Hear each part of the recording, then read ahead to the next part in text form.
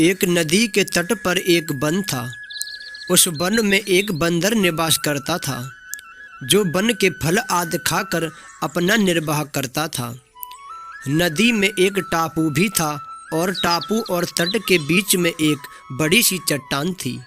जब कभी बंदर को टापू के फल खाने की इच्छा होती थी तो वह उस चट्टान पर, उस टापू पर पहुंच जाता था और जी भर अपने मन चाहे फलों का आनंद उठाता था।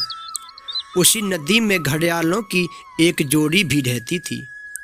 जब भी वह उस हुष्ट पुष्ट बंदर को मीठे रसीले फलों का आनंद उठाते देखती तो उसके मन में उस बंदर के हृदय को खाने की तीव्र इच्छा उठती थी। एक दिन उसने नर घड़ियाल से कहा, मुझे खाने के लिए उसका हृदय चाहिए। नर घड़ियाल ने उसकी बात मान ली। दूसरे दिन बंदर जैसे ही टापू पर पहुंचा, नर घड़ियाल टापू और तट के बीच के चट्टान के निचले हिस्से पर चिपक गया। वह बंदर एक बुद्धिमान प्राणी था। शाम के समय जब वह लौटने लगा और तट और टापू के बीच के चट्टान को देखा तो उसे चट्टान की आकृति में कुछ बदलाव दिखाई पड़ा। उसने तत्काल समझ लिया कि जरूर कुछ बात है। कारण पता लगाने के लिए उसने चट्टान को नमस्कार करते हुए कहा, हे चट्टान मित्र, आज तुम शांत कैसे हो? मेरा अभिवादन भी स्वीकार नहीं किया। घड़ियाल ने समझा शायद चट्टान और बंदर हमेशा बात करते रहते हैं, इसलिए उसने स्वर बदलकर बंदर के नमस्कार का प्रत्युत्तर दे डाला। बंदर की आशंका सत्य निकली। बंदर टापू में रुक तो सकता था, मगर टापू में उसके निर्वाह के लिए पर्याप्त आहार उपलब्ध नहीं था। जीविका के लिए उसका वापस वन लौटना अनिवार्य था।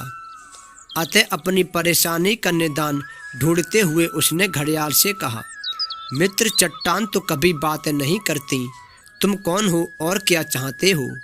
तभी घड़ियाल ने उसके सामने प्रकट होकर कहा, बंदर, मैं एक घड़ियाल हूँ और तुम्हारा हृदय अपनी पत्नी को खिलाना चाहता हूँ। तभी बंदर को एक युक्ति सूझी। उसने कहा, हे घड़ियाल, बस इतनी सी बात है तो तुम तत्काल अपना मुंह खोल दो। मैं खुद ही अपने शरीर को तुम्हें अर्पित करता हूँ। बंदर ने ऐसा इसलिए कहा कि वह जानता था कि जब घड़ियाल मुंह खोलते हैं तो उनकी आंखें बंद हो जाती हैं।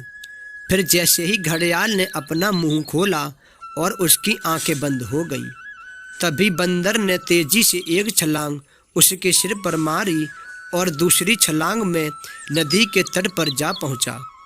इस प्रकार अपनी सूझबूझ और बुद्धिमानी से बंदर ने अपने प्राण बचा लिए। दोस्तों, मुसीबत के समय हमें सोच समझकर काम करना चाहिए, जैसे उस बंदर ने किया।